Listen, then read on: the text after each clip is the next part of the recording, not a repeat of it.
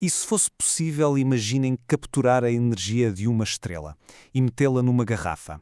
E se pudéssemos pegar num motor que alimenta o Sol e construí-lo aqui mesmo, no nosso planeta? Parece ficção científica, não é? Mas, acreditem, é exatamente isso que uma descoberta histórica na física acaba de provar que é possível. Vamos lá perceber isto. Olhem bem para isto. À esquerda, temos uma peça de engenharia de uma precisão inacreditável. E à direita, bem lá no coração dessa peça, está o alvo. É minúsculo.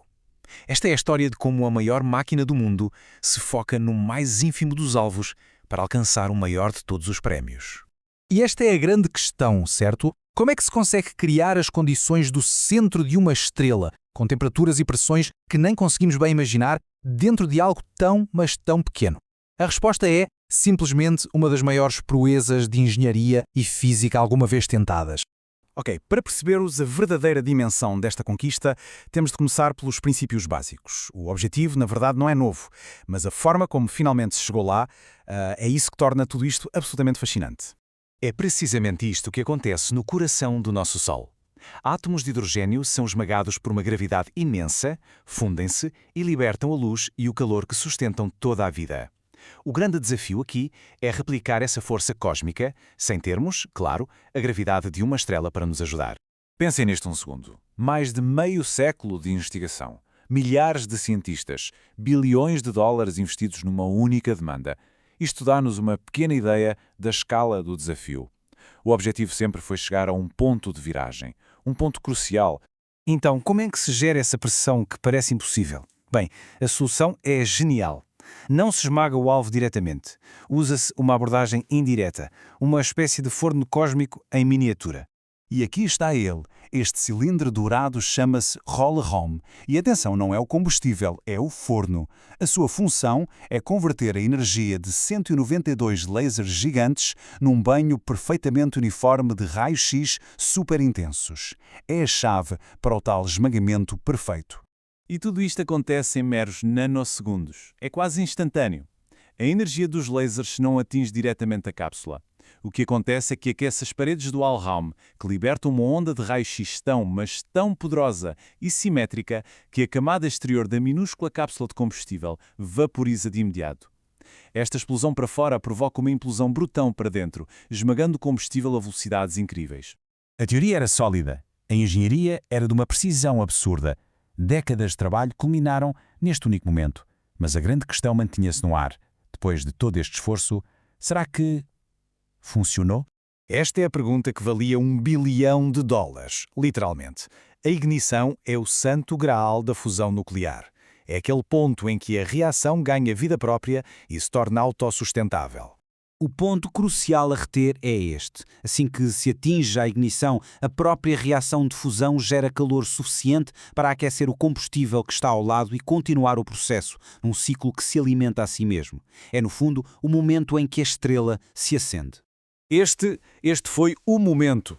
Pela primeira vez na história, uma equipa de cientistas conseguiu criar uma reação de fusão que produziu mais energia do que aquela que foi precisa para, digamos, acender o rastilho.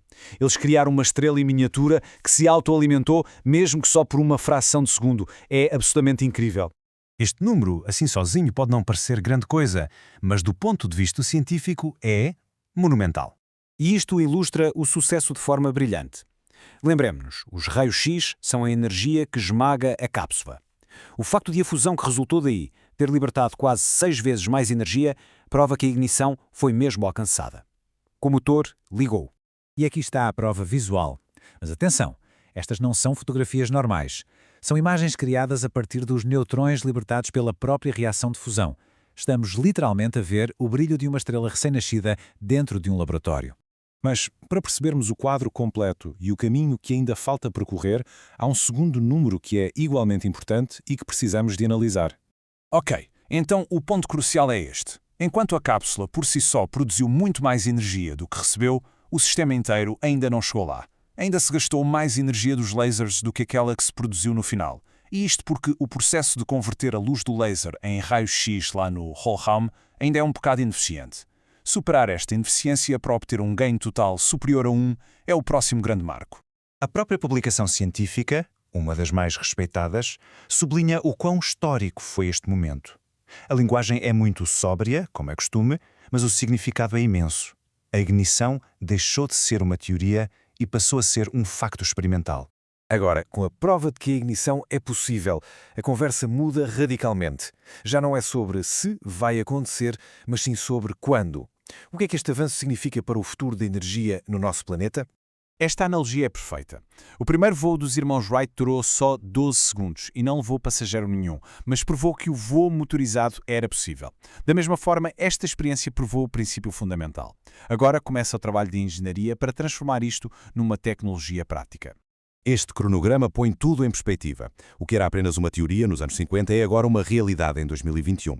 O caminho que temos pela frente é longo, está cheio de desafios, de engenharia, sem dúvida, mas pela primeira vez, o destino final, energia de fusão limpa e praticamente ilimitada, está mesmo à vista. E esta é a questão que vai definir as próximas décadas de investigação energética. O desafio passou de provar o impossível para tornar o possível prático. Acabamos de dar o primeiro passo numa jornada que pode, literalmente, mudar tudo.